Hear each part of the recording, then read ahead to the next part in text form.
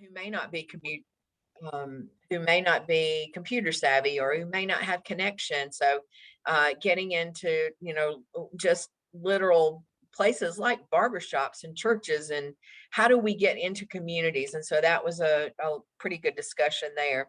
And then building a collaborative to reach those in need. That sort of piggybacks on what I was just talking about, was how do we use community partners and people who are literally invested in places like Nicholtown and Judson, and how do we get in those communities to those people who have influence and can get to the people we want to serve. So, and then as we build the plan, then how do we implement it in the community? So for anyone that wants to know more about the Rethinking Homelessness organization or the plan training, the website is below, but that's just a quick overview of what many of us on this call from all sectors joined in to understand how we could work together.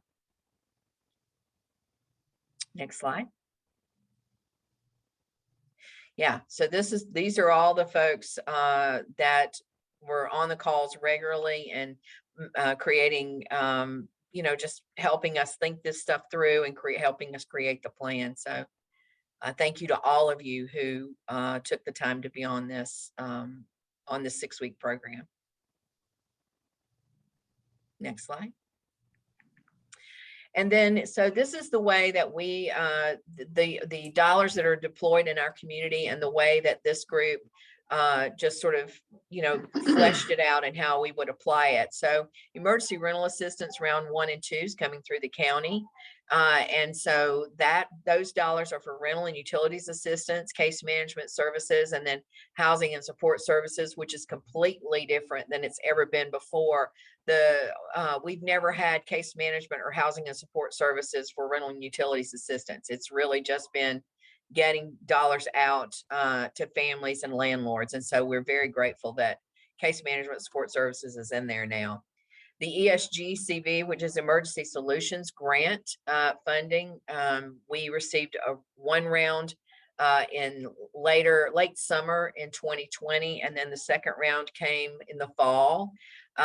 These dollars have already been deployed, and they are for outreach and shelter services, homeless prevention, and then rapid rehousing. So that was about $5.4 million. And then GC from the Department of Admin, and then about 1.7 from GCRA. The emergency housing vouchers just were released. Thank you to the Greenville Housing Authority for accepting these vouchers. We've had housing authorities across our state that did not accept the vouchers, which is unfortunate.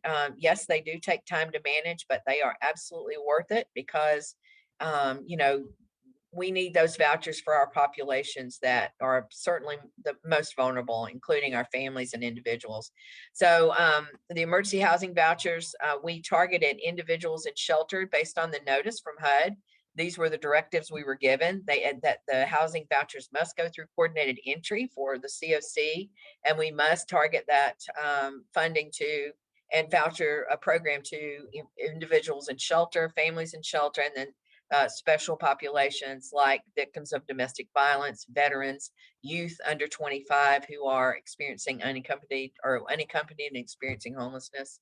So to date, we have 40 applications in, 20 have been approved and processed, and we continue to create a wait list and get documentation to get those out. We are very much feel we're on target to get these out long before the deadline. So, and then the home program, the city will receive about $1 million. I believe county GCRA will receive about 4.1, and that is for property acquisition, according to the notice, property rehabilitation and development, and then rent stabilization. So there's some great opportunity with home funds this time to be able to create some affordable housing stock. Next slide.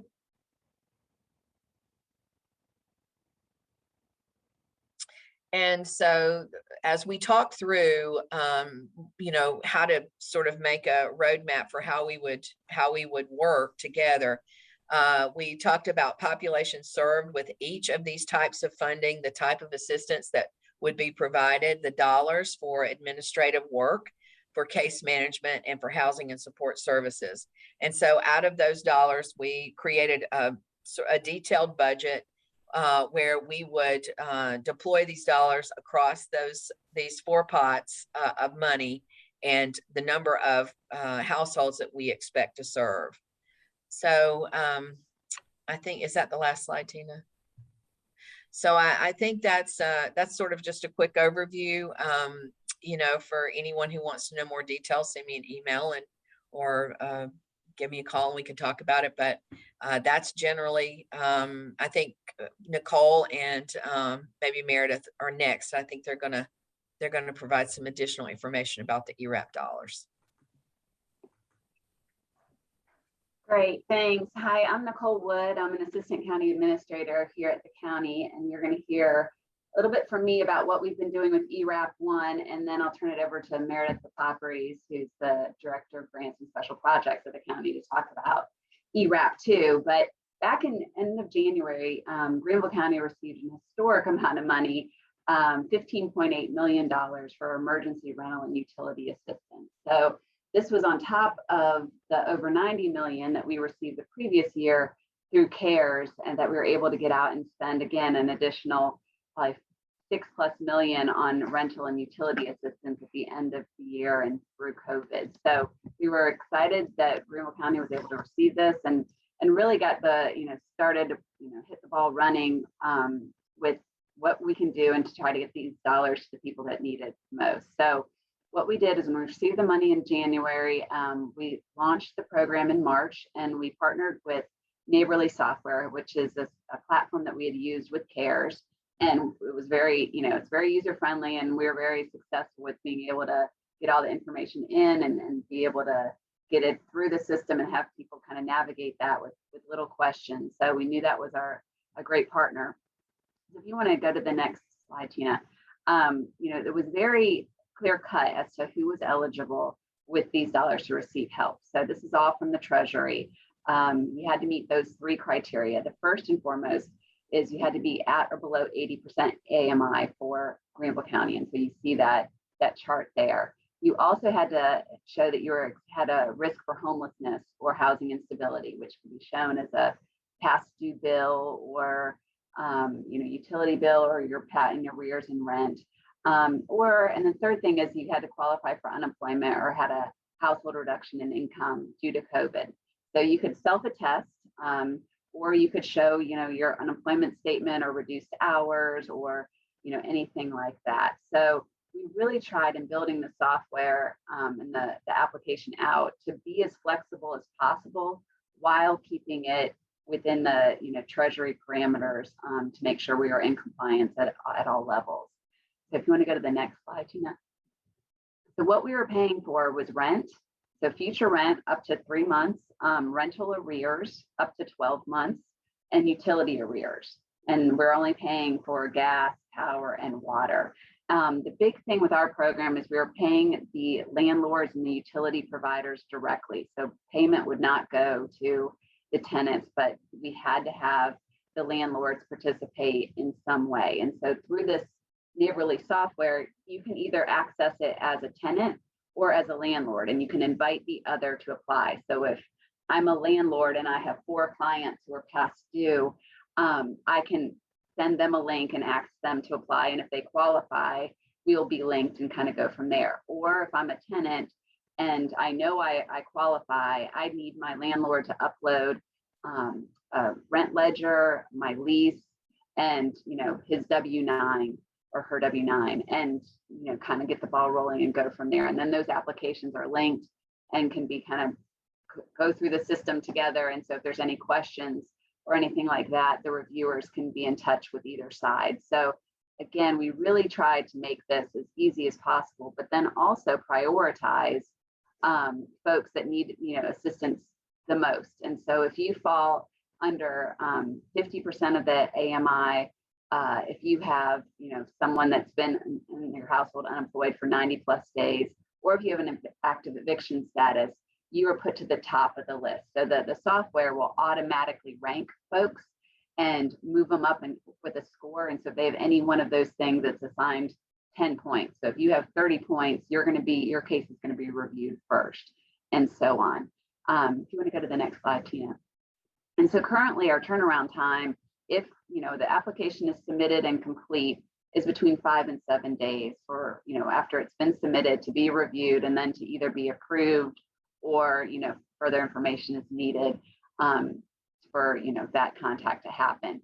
But so far, as of Monday of this week, we've distributed over $6.4 million to over 1,400 people and nearly 400 unique landlords. And so I know many of you on this call, realize that a lot of apartment complexes may have 10 tenants who might need help, or 15 or 6 or so on. So we're really trying to, again, have a broad breadth in who we're trying to help. Not only it's the mom and pops that have a single house or other dwelling, as well as the complexes that have many tenants that might need assistance.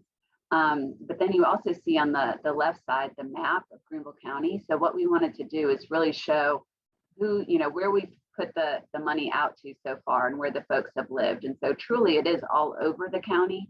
And then in going forward, we're going to use this map, and Meredith's going to talk about some of the outreach strategies, but we can see, like, okay, if you live in the center, closer to the center of the city, who else can we partner with to make sure that everyone knows about this program, and try to get more outreach going into areas that maybe we have a lot of apartment complexes with folks that live under that 80% AMI, but haven't had a lot of applications. So if we can, get in touch with neighborhood associations and advocates in those areas to really help us spread the word. And that's been something that we've really tried to do from the beginning. Is before we actually launched, we were having conversations and doing webinars with landlord associations and property managers, as well as with the nonprofit community and many of you, just to let you know that, hey, if you have clients that need assistance, here that this program is going to be launching. And then also work with the school district, the hospital system, the libraries, the Ys and others, and as well as our rec associations with our community centers, to make sure that if you see someone coming into your building and they're struggling, that enough about this program that you can direct them to, how to get help. And all of our information is on our website as well as the application. So, it's been great working with many of you on this call to kind of help spread the word and build out a very robust program. And then also look at our ERAP $2 and what we can do from there. And then just the last thing is, you can see the funding by AMI. We're super proud of the fact that, over 55% of the funding has gone to those who are in the most need in Greenville County. So, we really, again, are trying to make sure that it goes to where it's needed the most, but it's also making sure that it's getting to those people that, might have an active eviction or might be really struggling, getting those dollars in those landlords' hands so that they can stay housed and go from there. So with that, I'll turn it over to Meredith. Yep, thank you. And so I'll talk to you a little bit about, again, the ERAP $2 and where we're heading. So we did receive, again, the additional award in May for $12.5 million with the Emergency Rental Assistance Round 2. To date, we have received 40% of that. So when we talk about where we're heading and what we're planning on doing, we're looking at that 40% that's already been received, which is around $5 million. So we had the opportunity to partner with a lot of you again on this call, but specifically with Greenville Housing Fund, United Housing Connections, Greenville Homeless Alliance, Share, a few others, to really start having some deeper conversations about how can we use those funds from round 2 in a more holistic approach. While we're doing that first round funding and been very successful, as Nicole's walked y'all through, in getting it out the door as fast as we can to those individual households, we wanted to step back and look at what are the parameters and the guidance for the round 2, which were different from round 1, and how could we use them in those more holistic approaches. So we've talked about an emergency housing program that will focus on families and those individuals in Greenville that are experiencing homelessness or at high risk of being homeless. And that will include case management, outreach, deposits, again, continuing to provide rental assistance. And our goal is to run them in tandem. So where, we can start saying, you may not qualify for this more wraparound approach, but here is the ERAP $1 until they run out, where they can get those immediate assistance for rental and utility arrears. So moving forward, we're hoping to kind of get into the launching of it in August. We're in the final stages of it, discussion between all the partners. So we're excited about that. We've been a part of, the county's been a part of the outreach team that we've talked a lot about strategy, and as Nicole alluded to, really targeting those areas that maybe we have not reached in terms of getting the assistance out there, or even just the word out there. So I'll talk about that in just a second. But then again, as John said, the county has really sat firm, and especially moving forward on our stance with affordable housing. So as John told you all, and you've heard, the additional $10 million over the next 2 years in the budget, again, talking about what that looks like and how can we be the best partner. So county council has really stepped up in that regard. So we're thankful for that, and excited to see what that looks forward, moving forward with all of the support there. So Tina, if you want to go to the next slide, I'll talk a little bit about the outreach strategy that we've talked about. Again, some of the partners listed, there's many others, and we're very thankful for that. The collaboration has been incredible around what do we do? How can we make sure that we're certainly not the experts. We know a whole lot more about housing and affordable housing than we ever thought we would. But again, turning outward and asking all of you for your input. So we're grateful for that. Our goals with the outreach strategy has really been how do we get the word out there and make sure everyone has access. So utilizing the folks that are those voices in the communities already. So community navigators, we've had conversations with a few folks that are, identifying themselves as those people. We're drilling into where those individuals are and how can we get the word out into their districts, communities, etc., and mobilizing them through the program. With the funding, we're going to be hiring, and I say we, it's not going to be the county, but the partners are going to be looking at the best place for the county, the outreach coordinator to sit, who will be somebody that organizes all of this, because it's a heavy lift in terms of organizing people, or communications, and how do we make sure we're not duplicating services, and all of that. So we're grateful that we have the opportunity to hopefully utilize that to hire folks. We're going to continue to provide training for the program. So as we've talked about with partners and how can you get involved, we will be happy to come to y'all. We have videos that are almost ready to be on the website that will be YouTube videos on if I'm a tenant, what do I do? If I'm a landlord, what do I do? On how to go through the application for the ERAP $1. Again, we want to make sure that we are going to empower anyone and everyone that wants to be able to get on and do it or guide somebody through it. So we've reached out to our community centers are involved, the Y, as Nicole said, the library system, the school district, an update for them. We've talked to the counselors and the social workers to make sure that the families that they've identified as high risk are getting this information, especially back to school, so that we're hitting all of those Title I schools and other families that may find themselves in this situation. But again, just partnering with everybody to potentially be an access point.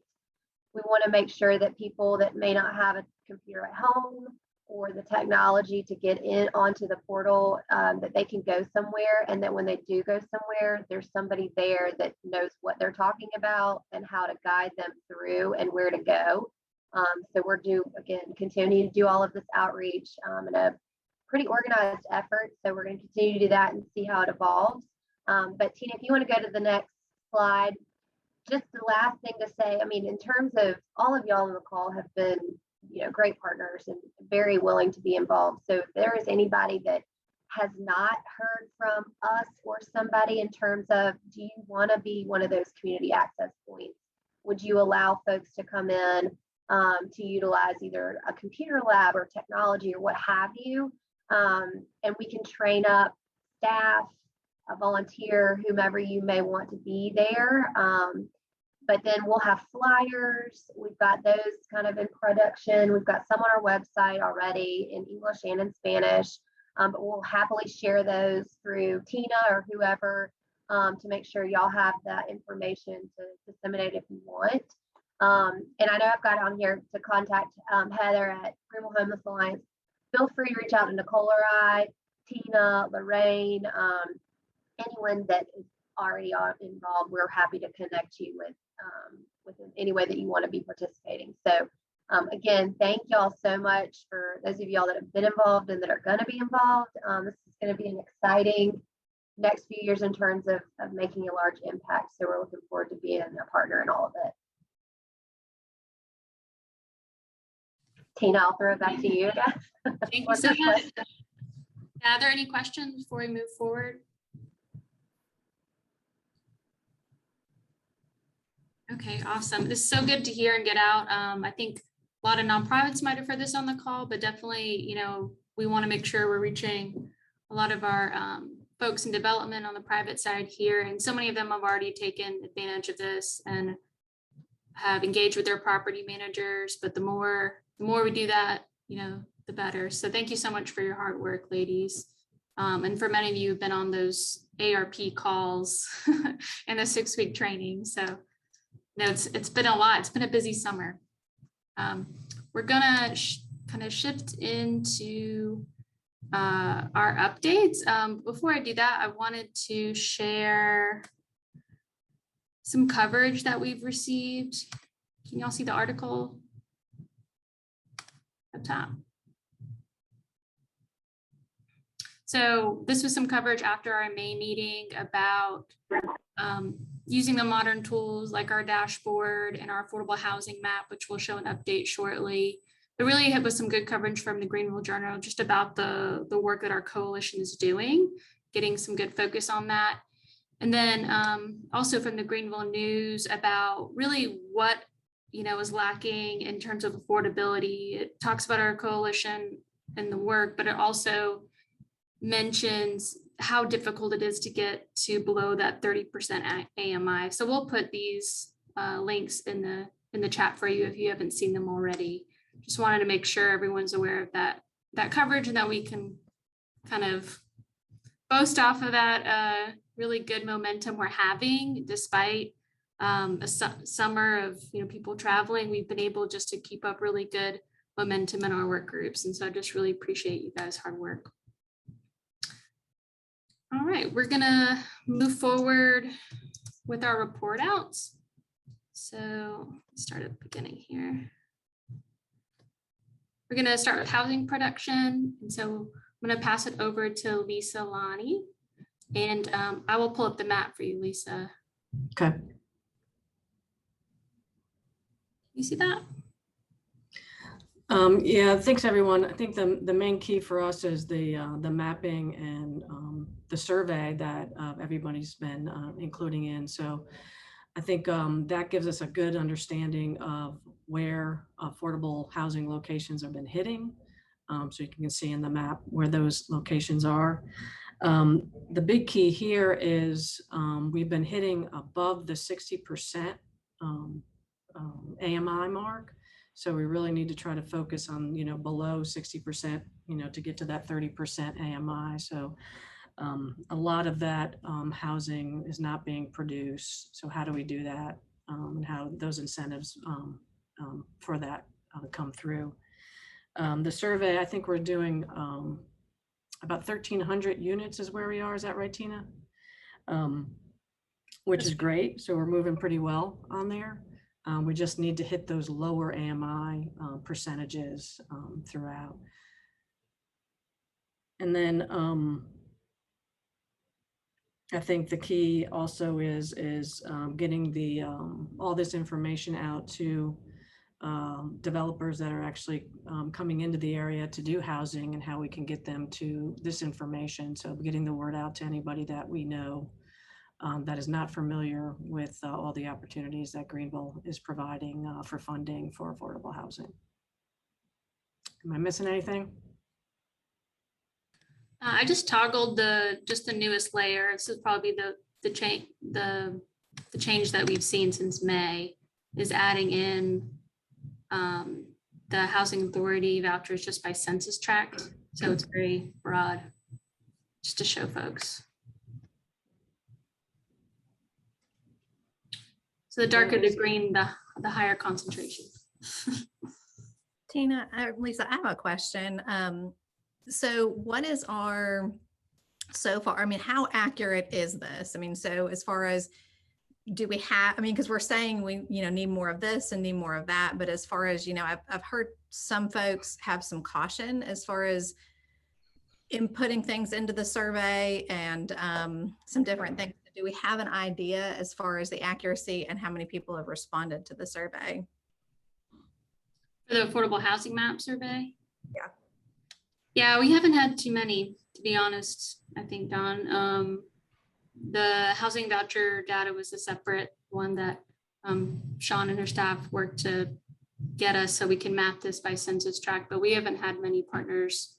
I think to your point, even though we have an option on there to choose by zip code or census tract, if you're concerned about releasing specific addresses. And it may be too, that we're trying to get like permitted drawings, right? It's housing that is imminent, not prior to closing, but stuff that has actually been closed on, so we know it's moving forward. Is that most of what's been in the survey?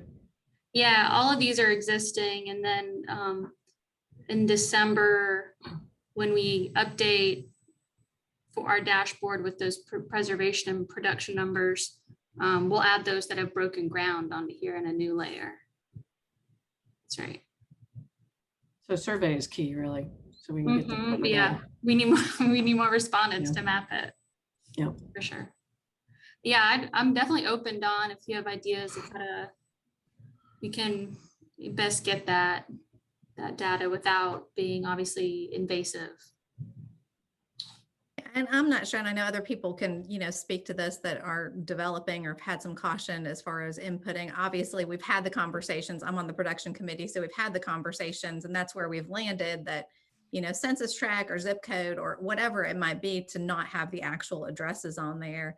And with that said, I also think, maybe there's more conversation about, for partners that are developing affordable housing, like they're doing so many different things. So what is the benefit to them spending the time going through that survey? Because if you've got a lot of projects going on, that can take some time and those types of things. And so I don't know. And I don't know what the other cautions are. And maybe there's other people on this call that can speak to that.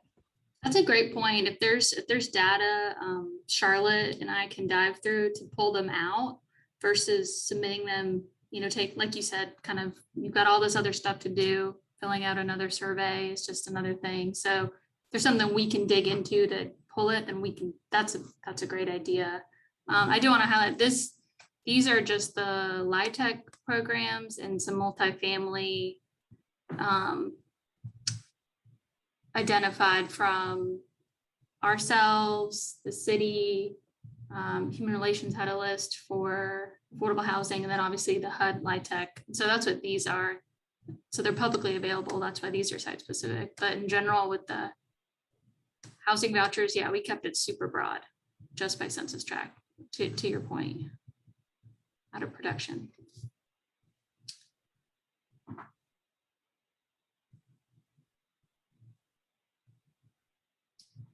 I'm gonna switch back over, and I think Lisa, you covered reaching kind of into that lower AMI range, which we'll talk a little bit more on when we review the policy priority survey about that housing stabilization. That's what we're calling it, that local rental subsidy, to help bridge that gap. Yeah, sorry, I got kicked off. I just got back on, so I missed a few of that. You're good.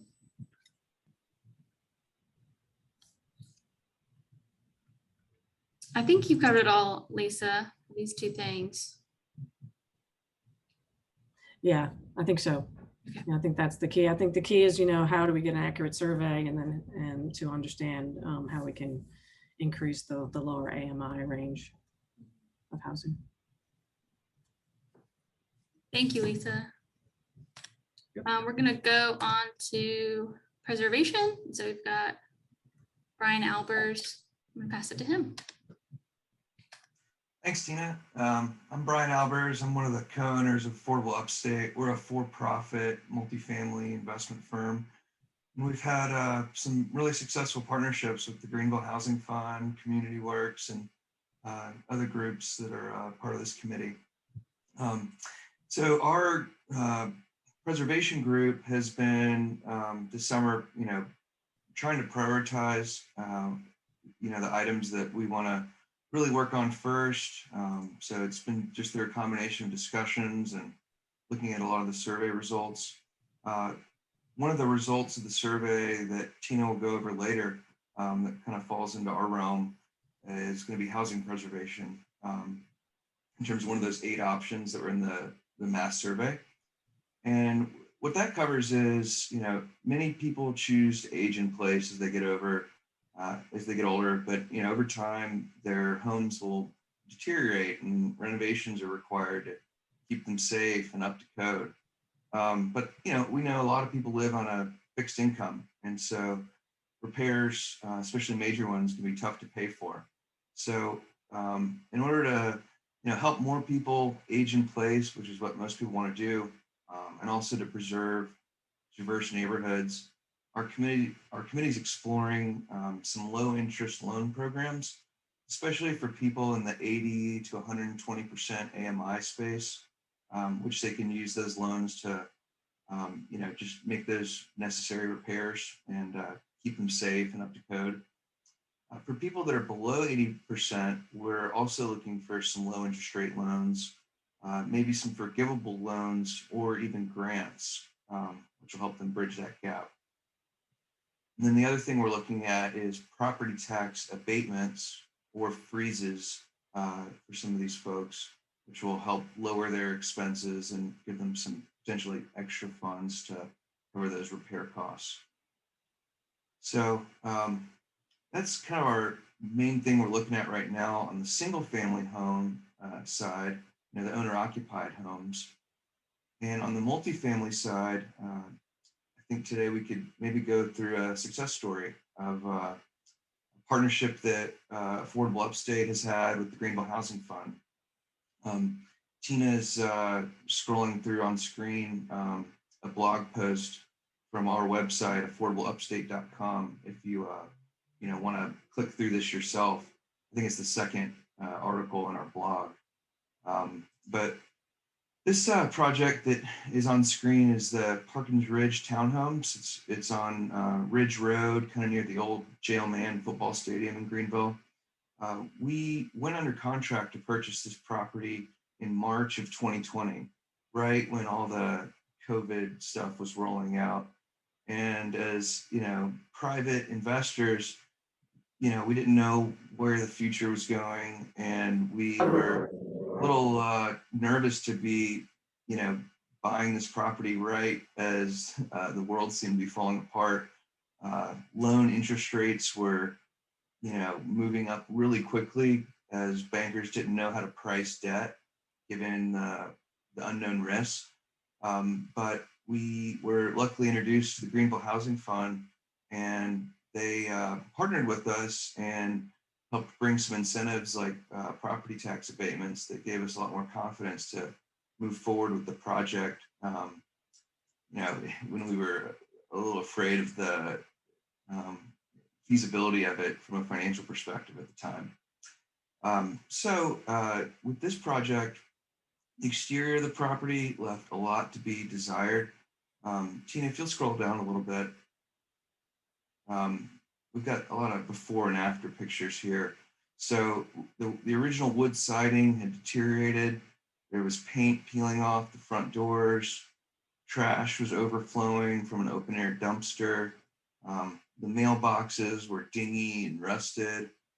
But over the past year, we've spent about $250,000 on the exteriors of these properties to really bring it back to life. And so For the building package, we included new siding, low maintenance vinyl wrap soffits, new gutters. We did a parking lot seal coat and restriped it. And we did a new dumpster enclosure. We updated the property signage and the landscaping. So yeah, as Tina, you're now seeing the entrance and signage upfit. So we removed that chain link fence that you see on the left, and then pressure washed the sign. We modernized the landscaping around it and put some new foliage down. For the dumpster enclosure, we built a locking dumpster enclosure that assigned residents at code, so just they can get into it. We also heightened the fence in order to try to prevent people from throwing their garbage over it. And we also vented it so that it would mitigate the odor of the dumpster. Moving on, the mailbox station was old and tired, so we refinished that. We added a sail cover to provide some shade. We also replaced some outdated lights and numbers as you're entering in people's units, upgraded them to solar lights.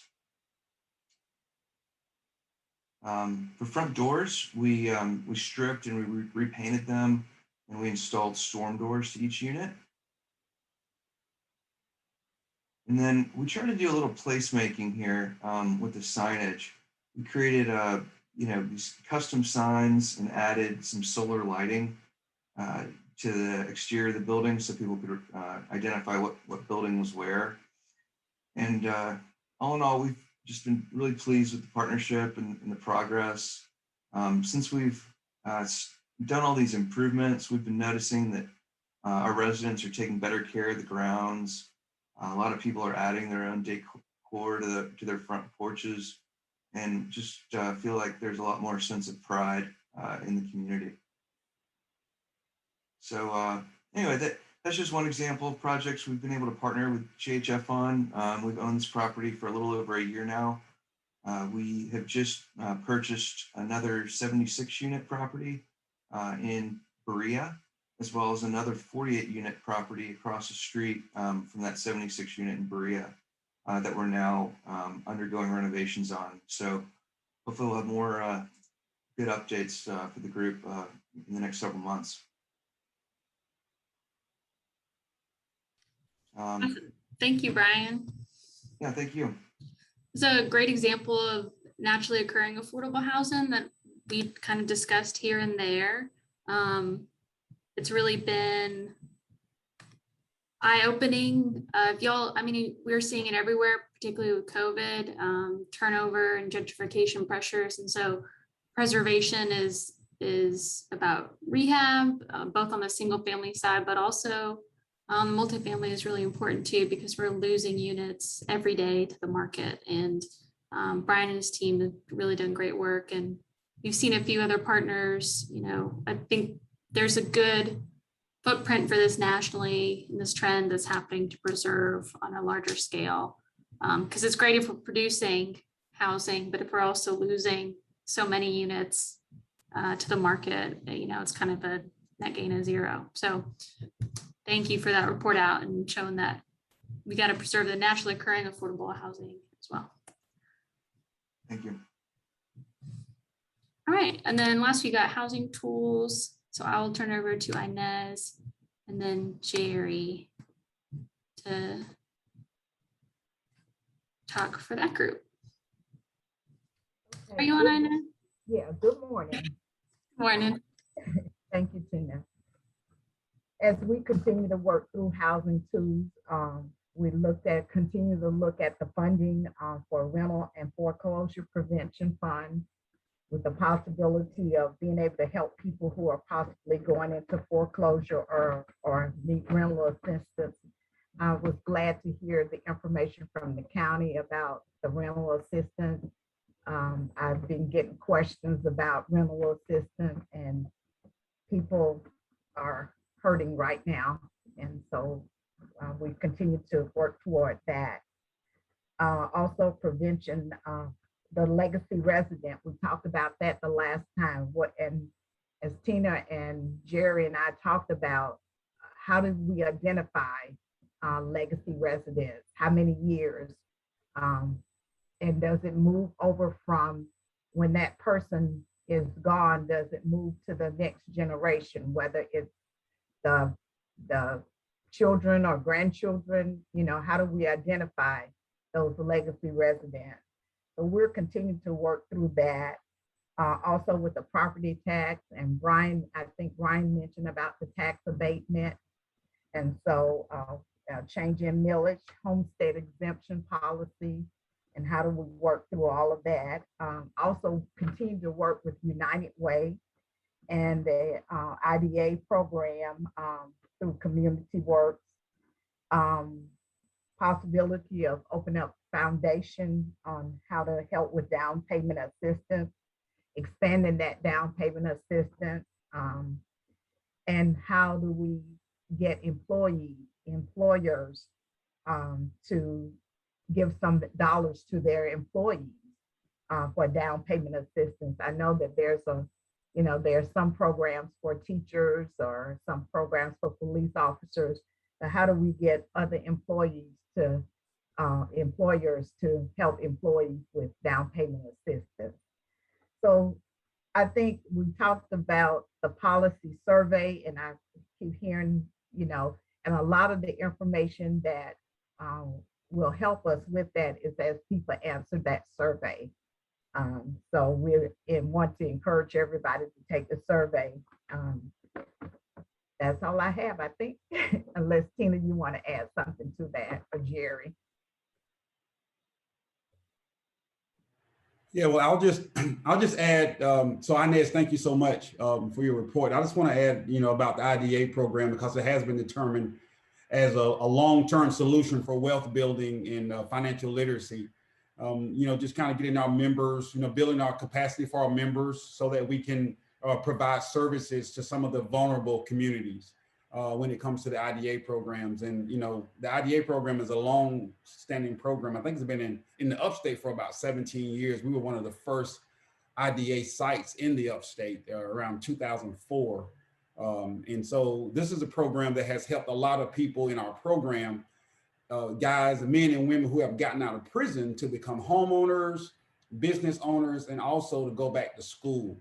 So we have testimonies of some of the most vulnerable people in the upstate area were able to build wealth. And so I'm very excited that we're looking at this tool to roll out, again, to the community. As we know, this was a federal program funded by HHS, and that money ran out. And so a lot of people stopped doing the IDA. We have our own in-house IDA. We got funding from SunTrust, a grant from SunTrust, that we were able to do, put $50,000 in a separate account and start our own in-house IDA program 2 years ago. So we continued when the federal funding ran out.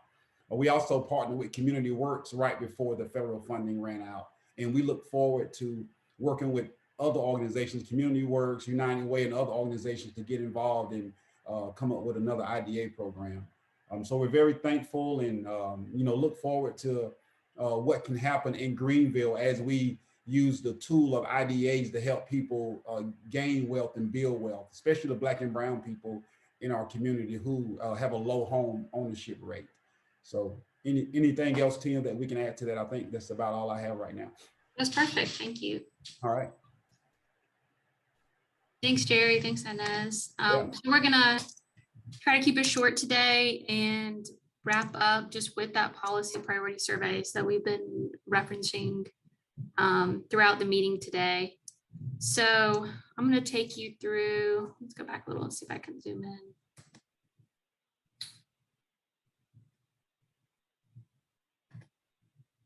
Yeah. Resi is a little different.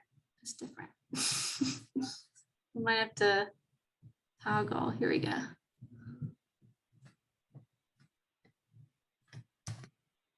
Here we go. So we had 8 different categories based on what's come out of our strategic plan and our working groups. With that, we have The first category of housing stabilization, that's that local rental subsidy to help bridge that gap between 30% AMI. Folks in that income category up to 50 to 60, we do a great job with that, with the Housing Authority. And some of our partners on the call whose LIHTC can goes even lower to the 30%. But we have in general a struggle to fill that. Second would be landlord registry, and we talked about that. A landlord risk mitigation fund to incentivize more landlords to rent affordable housing. Third, affordable housing incentives. Right now, the city is looking at those. Is it something that we could look into for the county? Is that something we should prioritize in discussions, whether that's reduced fees, parking density, there's all things that have been discussed. Housing preservation, Brian mentioned those, a low grant interest program. A low interest program for rehabilitation specifically. And then we've got the Bailey bill authorization. It's something that's authorized in both the city and county, but the affordability component is not yet passed in the county. So that was one initiative that was brought up. And so we put that on the survey to see where it falls. Greenville County matching LIHTC dollars. I think we have a certain amount that we're hitting, but now that we have, this unanimous vote from council that we're so appreciative of, and thank you for everybody who held up those thank you signs for our social media campaign. Those dollars, really could go a long way in matching some LIHTC dollars in terms of local match and really building the credits a little higher, which means more units. Expanded homestead exemption for legacy residents. Inez mentioned that for those, potentially 20 years or more in their home. That could either be expanded homestead, or we could do it in the form, which was a great idea from Dawn about foreclosure prevention fund. So people could apply directly, for some relief on their property taxes if they're feeling those gentrification pressures and their property taxes are rising. And then last, for increased resources for affordable home ownership. So some of the tools that we just mentioned in terms of IDA, down payment assistance, and kind of expanded capacity of financial literacy. So those are all of the topics. The first priority kind of overall was affordable housing incentives and housing stabilization and local rent subsidy and housing preservation. Those were the top three. And we actually looked a little closer, which I want to show you, because the first, looking at the first, second, and third priority, these different charts are good, but what's better is if we aggregate the data, look at it together. So if you weight the first priority with 8 points, second priority was 7, third was 6, and so on, this kind of shows you the larger lineup. So at first glance, it looks like affordable housing incentives, is just ahead of preservation, and then housing stabilization follows that. So after that is LIHTC, and then expanded homestead exemption or foreclosure prevention fund, whichever route we'd want to go, and then increased resources for affordable homeownership, landlord registry, and then Bailey bill. So this will go back to the steering committee, this aggregate data, and will really help inform kind of decision making and what John talked about in the beginning of the meeting, which is how do we come up with a plan of action for the 10 million American Rescue Plan dollars, how this all could work together, what's able to be used within that scope, what's not, and really work with GCRA and steering committee here and the administrator to formulate a plan over the next few months to a year. So we're ready for fiscal year 2022 and have these priorities in mind, creating kind of a roadmap for us. Any questions?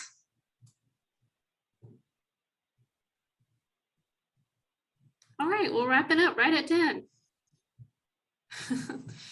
keeping it to an hour. Are there any last thoughts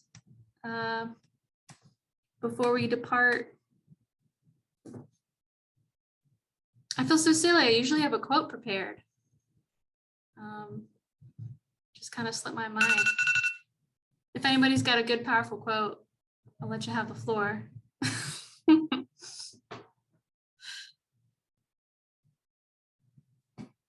No. Well, I guess I'll think of the one that the chairman used after he was elected. I think it was Harry Truman, and he said, it's not about. I think it's not about who gets the credit, right? It's about all coming together to essentially make things work as a team. So if we don't care about the credit, we can get a lot done. And so I'm going to echo that. And thank you again, everybody, for your hard work in these working groups. I know we've got a few new faces. So if you're still that have just joined since our May meeting, if you, based on this meeting, know which working group you want to be part of, just let me know. And we'd love to have you, and we'll keep you up to date. We're going to send out those articles. And then as soon as we have those videos that Nicole and Meredith mentioned, we're going to send those out, because we definitely want to make sure we get the resources out to all the vulnerable communities out there and who really need to obviously prevent evictions and really work around these American Rescue Plan dollars and hopefully change some lives. Thank you, everybody. Have a good rest of your day.